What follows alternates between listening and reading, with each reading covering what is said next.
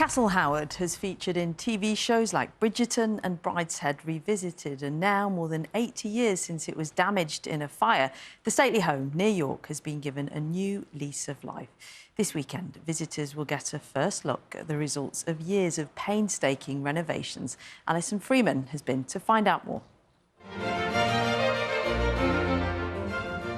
Steeped in history, built in the 1700s, Castle Howard near York is a magnificent example of Baroque architecture.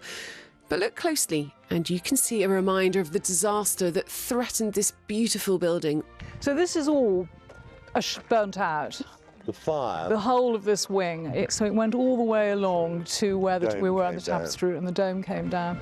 A number of rooms have remained shells to this day.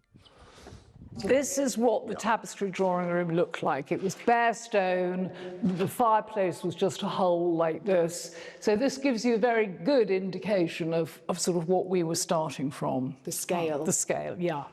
Having worked on the restoration of the Tapestry Room since before the pandemic, the Howards are finally ready to unveil it.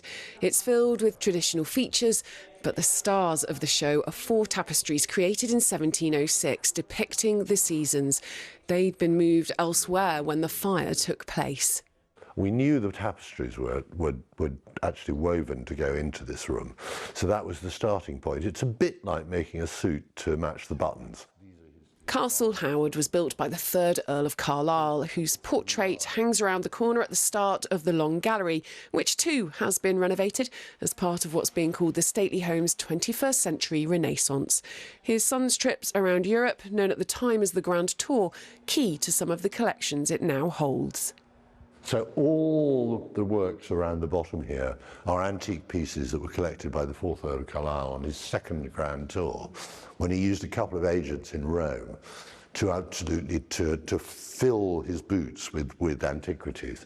So there's some gorgeous things. That Dionysus is one of my favourite pieces in the house. And what we decided to do was to just emphasise the fact that it's a Grand Tour house a bit more. It's continuing something that was already happening. Why is it important that you share all of this with the public, do you think? Well, you know, Castle Howard was always sort of open to the public. People think they were sort of built as private homes. They weren't, actually. Yes. They were show-off homes.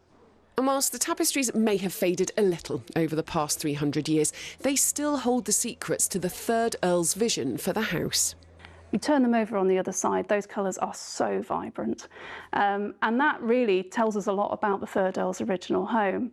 You know, that actually this would have been a house filled with colour. And we know from some very early visitor accounts to the house in the 18th century that people were really blown away by that. When you get to see that glimpse of the past, those vibrant colours that still exist on the back, what is that like for you?